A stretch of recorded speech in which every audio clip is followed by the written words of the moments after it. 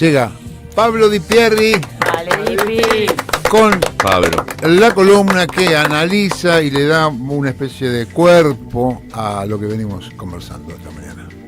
Sí, sobre todo de bowling, ¿no? ¿De bowling? ¿Pero vas a seguir hablando de bowling? No. Sí, es de bowling. Todo esto bueno. es de bowling y de líneas. Ah. Vamos a hablar de la revancha de Milei, y para hablar de la revancha de Milei también vamos a tener que analizar a los adversarios de Milei. Pero primero, dos noticias a propósito de lo que busca Milei con esta revancha. Por un lado, vos tenés a esta hora que acaba de salir la convocatoria de la bicameral de DNU, la bicameral de trámite legislativo, para que se presenten en el marco de esa comisión funcionarios del gobierno nacional encabezados por Nicolás Pose y Luis Toto Caputo, los dos ministros, si se quiere, más gravitantes del gabinete de Javier Milei. Se reúne la bicameral y los llaman a estos dos para preguntarle cosas. Sobre el DNU 7023, o sea, la bicameral de DNU que terminó constituyéndose formalmente el jueves pasado, designando a sus autoridades, mientras el kirchnerismo denunciaba la violación a la representación en la composición de esa comisión. Bueno. Son 4 terminadas en sion, ¿Cómo? Son 4 palabras terminadas en sion. Sí, pero no me quedaba otra forma de decirlo. Sos sionista. A ver, lo explico más claro. El kirchnerismo denuncia que le robaron un diputado y un senador para integrar esa comisión. ¿Y lo van a siguen reclamando o ya fue? Se quedaron denunciándolo y pasó. Pero lo cagaron. Sí, después te cuento por qué. Peor, ¿no? ¿Qué si pasó? te quejas es peor. Hay un revés de eso que también es bastante inquietante, pero la cosa es que se denunció, quedó ahí, la comisión sigue. No es por culpa del kirchnerismo, sino que todo sigue en este sistema político y quedaste afuera y te quedaste puteando al costado del camino. Entonces, como denunciaba su composición, denunciaba que estaba mal formada la comisión porque no respetaba la voluntad popular, esa comisión, bueno, hizo lo que tenía que hacer cada uno de los legisladores que representan al kirchnerismo, pero la comisión siguió su trámite. ¿Y qué pasó? Hasta los libertarios votaron, acorralados ya, y bajo la amenaza de que el DNU cayera, votaron la citación de Caputo, de Pose y otros funcionarios del gobierno nacional para que expliquen qué pasa con el DNU, cómo lo hicieron, por qué lo hicieron, qué buscan, hacia dónde van. ¿Ahora Pose no es inútil para estas cosas? A Pose no se le conoce la voz públicamente, pero es el cuarto de los mosqueteros de Javier Milei. O sea, están Santiago Caputo, Karina Milei, y cuando abren la mesa un cachito más, entra Pose. Es el tercer mosquetero en realidad, porque Milei debe ser su D'Artagnan. La cosa es que yo dije que Milei va por la revancha. ¿Por qué? Porque anoche se conoció que va a impulsar la ley ómnibus de vuelta. Nadie sale de su asombro porque justamente lo que hizo el viernes, se supone, fue ganar tiempo con el anuncio de este pacto de mayo, convocando a los gobernadores a Córdoba a discutir 10 puntos ridículos, porque son 10 puntos contra los que, o no 10, pero hay 4 o 5 de esos 10 puntos que rigen constitucionalmente, lo cual es una boludez. Anunciarlo en el marco de un pacto de no sé qué. Pero digo, ¿quién viola la propiedad privada en Argentina? ¿Por qué hace falta declarar la inviolabilidad de la propiedad privada? Solamente se le ocurre a alguien que quiere hinchar las pelotas o hacer más daño.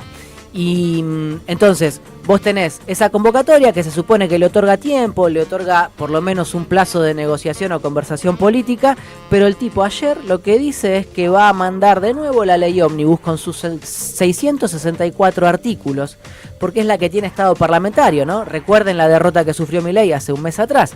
Justamente le modificaron la ley, se la toquetearon toda, se la podaron y lo que quedó fue un proyecto de 380 artículos cuyos incisos más problemáticos fueron rebotados por la oposición en la Cámara de Diputados y se votó la vuelta a comisión. La vuelta a comisión hace que el proyecto que queda con estado parlamentario sea el que originalmente mandó el Ejecutivo. El original, el socotroco grande. Claro, y no, como pensaban los libertarios, el de 380 artículos redibujado, borroneado, reescrito en un departamento de Recoleta y en el bar La Biela. Ese no. Ahora, por otra parte, se decía que iban a mandar, iban a sacar de la ley ómnibus algunas leyes y las iban a ir mandando de a una o en paquetitos más chicos. Eso no va a ocurrir. Se barajaron 1000 posibilidades, bueno, no 1000, pero se barajaron unas cuantas posibilidades dentro del gobierno nacional, dentro del bloque de los libertarios en el Congreso, pero lo cierto es que esta mañana yo hablaba con Oscar Sago y Sago lo que dice es, puede pasar cualquier cosa, no se sabe bien qué. Pero no es que puede pasar cualquier cosa. Si vos hablas de ley ómnibus, lo único que podés hacer es mandar la ley original. Porque lo que discutieron... Porque estado parlamentario, lo que se llama estado parlamentario. Exactamente. Porque lo que discutieron, redibujaron, rediseñaron, todo no eso... tiene estado parlamentario. Volvió todo a comisión y si vuelve a comisión se rescata el proyecto original. Una pregunta más. Ahora, pará. Ahora, porque si no me lo olvido. Casi me lo olvidé. No, ahora me acordé. Van a abrir las comisiones que faltaban, porque también se discutió en 6 comisiones, una cosa así, y 3. Sí, se había discutido 3 solo nada en más. 3. Y hablaban de que tenía que haber como 12, 15 comisiones, exactamente. No sé bueno, el domingo por la tarde, Martín Menem mandó un mensaje de WhatsApp al grupito que mantiene con los jefes de bloques opositores para decirles que se iba a apurar la conformación de comisiones, ¿no? Entonces se van a formar las comisiones que pedían la oposición. Tienen que formar todas las comisiones, todavía no se formaron. No vuelve a ser tratado en las 3 comisiones. Tienen que redirigirla a todas las comisiones que tengan pertinencia, y son un montón. Ok. No, la pregunta es, en base a lo que estás contando, Dipi, aparentemente sí es condición, porque Franco ayer lo desmintió, que se apruebe la ley base para este supuesto pacto de mayo. Y me baso también en el boceto que subió ayer Adorni, no sé si lo llegaron a ver, el boceto que hizo Adorni, donde es un esquema donde dice ley de base sí, entonces hay una flechita que dice pacto de mayo. Si es no, conflicto. Ese es un boceto que se hizo Milei para el discurso. No, boludo, ¿es que lo mostró el Adorni? Sí, acá está de la mano y letra de Milei, es un esquema donde hay flechitas. Describilo de vuelta, a ver, contalo cómo es el esquema que dibujó, el dibujito Pregunta, de Milei. Dice, si dicen que no directamente, no quieren reunirse, conflicto. Si dice sí, bueno, discutamos la ley de base. Si dicen que no, los gobernadores, ¿no? Hay flechita conflicto. Si dicen que sí, pacto de mayo. El pacto de mayo, si dicen que no, hay conflicto. Y así. Entonces, básicamente es, si no hay ley de base, no hay conflicto, punto. Yo creo que... Y los gobernadores todavía tienen ganas de hablar con este tipo, boludo. Nuestra obligación es complejizar más el análisis que ese boceto pedorro de... Es un diagrama de flujo. Es un diagrama de flujo. Un ahí flujograma. está. Esto supuestamente del puño y letra por de Milei. eso. Es un diagrama pedorro de Javier Milei y de Adorni. Adorni. Pero es muy indicativo de cómo el tipo hace política. Eso es una mentira. Eso es un engaño. ¿Qué es lo que está buscando Milei con esto? Porque hay que pensar en términos mucho más descarnados. A ver. ¿Por qué filtran eso? Porque lo que están tratando de hacer es ganar tiempo. ¿Qué es lo que sucede? La ley ómnibus, con sus 664 artículos, va a rebotar de nuevo. Lo que quieren es que se genere conflicto. Total, todavía rige el DNU, claro. 7023. Ellos necesitan pasar los meses más difíciles, que van a ser marzo y abril, que van a ser conflictivos, con muchos colectivos sociales afectados por el caputazo y el caputazo 2 que va a venir ahora. Sí. Y necesitan tener la zanahoria frente a determinados actores del sistema para decirles, miren que les voy a decir a la opinión pública que ustedes son los culpables de lo que está sucediendo. Sí. Y mientras hace ese acting, que está sostenido por ese flujograma, en realidad ocurre otra cosa, que es que, por ejemplo, el artículo 48 del DNU 7023 es lo que habilita a Milei a cerrar Telam. Sí. ¿Por qué? Porque convierte a Telam en sociedad anónima después de que Telam fuese por decreto desde el 45, el 70 y pico, y el último de los decretos regulatorios de Telam fue en 2002, durante el gobierno de Eduardo Duhalde, sociedad del Estado. Le saca la categoría de sociedad del Estado, la convierte en sociedad anónima para reventarla. Entonces, ¿de qué se vale Milei para gobernar, para hacer la reforma del DNU? Ahora, ¿necesita la ley ómnibus? No, la necesita solamente para ese flujograma y para confundir a la opinión pública y a los actores que resisten a sus políticas, diciéndoles, hey, si no discuten esto, van a ser ustedes los culpables del fracaso. Bien. ayer cuando vi el cierre de Telam, de la manera en que se hizo, en que se hace, me acordé de los jueces que tienen el DNU, para ver si lo aprueban o no. Sí. Y ahí yo me pierdo ahí, porque lo tiene la Corte Suprema, porque se lo mandó Quintela demanda, de derecho mete la causa en la Corte. Ahora después hay otros jueces también. Que son de otras instancias. Que también lo tienen. Ninguno rechazó. Sí. ¿Lo entero no lo No porque el único rechazo total que llegó a la instancia más alta es el de Quintela, pero porque demandó competencia originaria. De todas formas, el corrillo es que la Corte se la va a poner a Milei. Sí, pero mientras tanto lo deja gobernar. O sea, la autocracia en la cual vivimos se la tenemos que agradecer a la Corte Suprema de estos jueces que tenemos, ¿no? Que permiten que un tipo... no sé. Porque también, porque también es responsable el Congreso. En el Senado ya hay número suficiente como para que le volteen el decreto y todavía no se lo voltean. Y en diputados se demora el trabajo parlamentario para conseguir el número. Pero en las cámaras hay política. Y se supone que la Corte Suprema, el tipo dice, esto no es constitucional, lo miro de 200 metros y veo que es inconstitucional, lo tengo que bajar. Pero la seriedad que nos exige a nosotros, nuestro compromiso con la audiencia y con las discusiones honestas que damos siempre, nos obliga a admitir que en la Corte Suprema siempre hay política. Por supuesto. Por eso le dan tiempo. Lo que yo digo es que no es el único actor que le da tiempo a Milei. También el Congreso opera su propia dádiva en materia de tiempo a Milei. No los bloques peronistas o kirchneristas, bueno, por pero eso sí los demás. Digo que hay bloques que votaron a Milei. Y entonces vos decís, bueno, aunque sea el tipo sea lo que es, lo defienden. Siendo lo que es y haciendo lo que hace, lo defienden porque lo votaron. Son parte de su fuerza. El PRO, Milei, algunos radicales. El mileísmo. Los jueces de la Corte son jueces de la Corte. No están ahí porque la gente votó a Milei. Están ahí. Sí. Digo, está bien, pero no es lo mismo. ¿Por qué? Tienen opción política, ¿eh?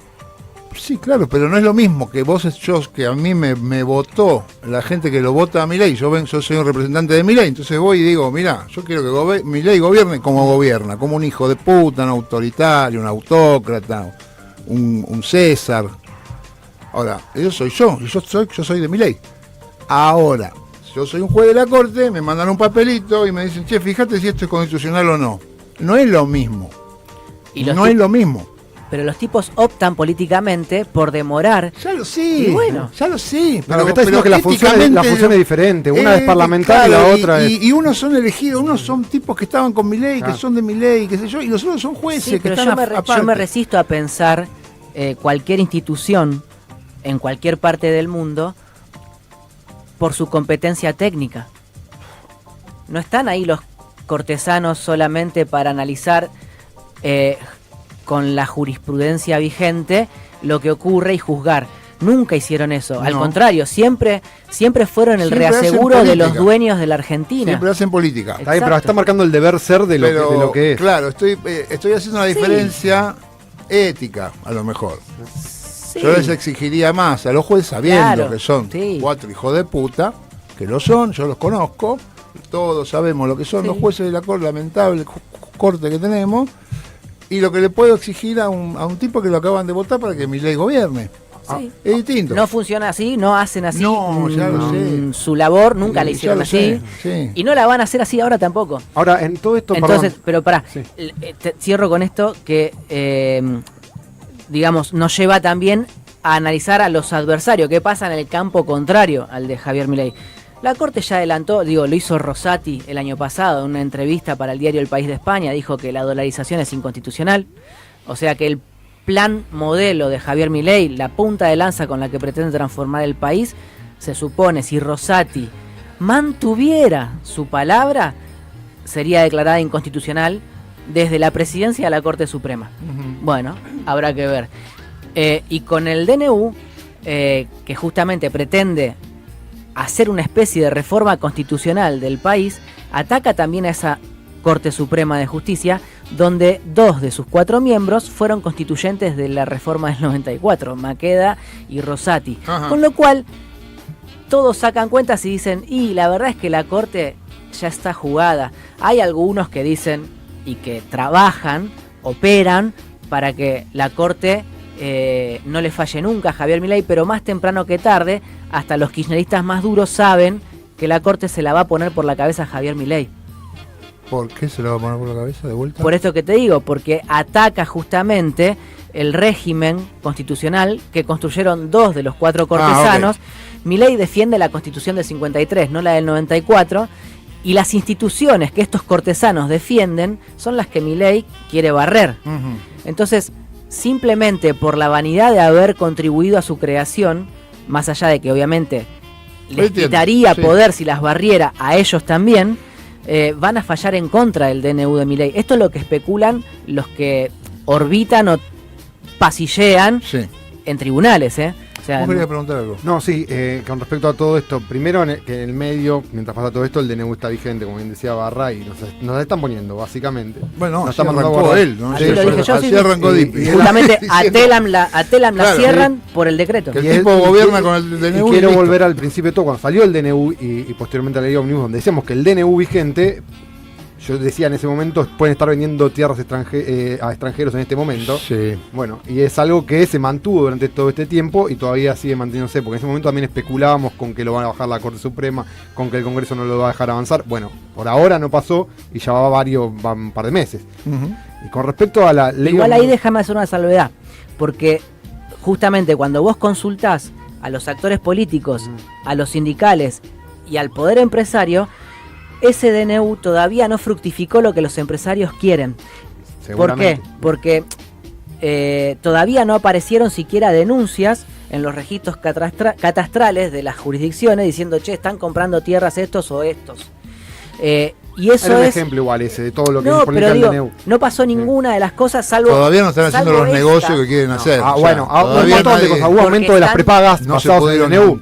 No están basados en el DNU los aumentos de las prepagas. Cuando mandan los textos dicen que se basan los aumentos de las prepagas se dictaminaron antes de que Milei anunciara por cadena nacional el DNU 7023. Bueno. Yo insisto con algo para que seamos precisos y también sepamos cómo pelear y cómo enfrentar a este gobierno. El efecto jurídico del gobierno de Milei es la asunción de Milei, el caputazo, la demolición de los controles de precios. Las prepagas aumentan porque no hay un Estado que controle, no por el DNU de Milei. Sin el DNU ocurriría igual. El objetivo del gobierno de Milei, para sintetizarlo, es básicamente esto que decís, licuar los ingresos lo máximo posible. Obvio. Luego generar la situación para que esa proporción de distribución de riqueza quede fija, si se quiere, ¿no? Que sea difícil después la movilidad social. Sí, o sea, generar una estructura de clases diferente. Exactamente. Sí. Bueno, ahora, a todo esto, el tema de ley Omnibus, que decís que ya no le interesa tanto, en realidad, hay organismos que le están presionando al gobierno para que haya un consenso del Congreso que ponga justamente para que esa base estructural quede fija, tiene que tener un consenso del Congreso a través de leyes. Uh-huh. Entonces también le tiene que interesar que el Congreso le apruebe parte del DNU, parte de la ley de Omnibus de base. ¿Vos decís el Fondo Monetario le pide? Por ejemplo. Exacto. Lo que pasa es que el Fondo Monetario no entiende ni jota de la política local. Eso puede ser. Sí. No sabe cómo se tramita una ley en el Congreso argentino, no conoce a los bloques parlamentarios argentinos. Los que lo conocemos somos nosotros. Uh-huh. Y lo que sucede es que justamente, por más que los gobernadores digan, che, bueno, hay que acordar, veamos cómo dialogamos, bla, bla, bla, por un lado te dicen eso, por otro lado lo que te dicen es, bueno, pero mayo queda muy lejos, Sí. Hay que reactivar la economía, hay que generar empleo, dijo Yarlora el viernes. Hay gobernadores que no van a ir al pacto de mayo y no son precisamente kirchneristas. Hay otros que son peronistas y que están pensando cómo se salvan. Por ejemplo, ayer trascendió que Gustavo Sanz, el gobernador de Salta, va por su segundo intento para partir el bloque de Unión por la Patria en 3 meses. Antes se llevó un par, ahora piensa llevarse más. Entonces hay que ver cómo hacen esa escisión dentro del bloque de Unión por la Patria, que hasta ahora se vino resistiendo. el kirchnerismo contuvo la separata esa o la intentona secesionista, construyendo una mesa federal de discusión política donde estuvieran integrados los diputados disconformes con la forma de conducción de Germán Martínez y la Cámpora, y ahora vuelven a operar sobre esa grieta para partirlo. Ahí? Y están desde los 4 misioneros y los 3 salteños, que ya forman un bloque aparte, pero están intentando arrastrar a los legisladores sin tierra, o sea, peronistas que están dentro del bloque Unión por la Patria, pero que no responden a gobernadores en sus provincias, porque los gobernadores son o radicales o macristas. Tenés provincias como la de San Juan, donde entiendo. Hay legisladores kirchneristas o peronistas que, claro, no tienen un gobernador del signo político de ellos. Ahora, pero vos venías diciendo que hay gobernadores que dicen, sí, vamos a conversar, pero falta mucho. ¿Y esto cómo se combina con querer partir el bloque de Unión por la Patria? Que justamente lo que tratan de hacer algunos gobernadores es encontrar la manera de que haya diputados que garanticen aprobación de los artículos de la ley ómnibus. Pero es al revés, o sea que sí quieren conversar. Sí, algunos sí, otros quieren. No. Los que quieren, o sea, los dialoguistas quieren romper el Unión por la Patria para que no sea un bloque tan homogéneo opositor. Sí, o para hacer sus propios... También van a debilitar la oposición. Construir su propia alternativa política. Lo que sí, por ejemplo, me decían en Salta, es que los 3 legisladores salteños querían judicializar la captura de los fondos de FONID, o sea, el recorte del FONID que había hecho Milei, con lo cual, por un lado, Sanz manda a sus legisladores a tensionar y a tentar a otros diputados y llevárselos del bloque Unión por la Patria, pero al mismo tiempo los instruye para judicializar el reclamo contra la quita del FONID, con lo cual es raro, es todo muy ambivalente. No, porque después le puede decir sí, votar y levantarle la mano para estas cosas. En el tratamiento de la ley ómnibus se decía que los catamarqueños iban a votar con los libertarios. Ajá. Y no terminó siendo así. A último momento se dieron vuelta, dijeron después los que advertían que los catamarqueños iban a votar diferente al bloque de Unión por la Patria. Sí. ¿Qué es lo que sucede?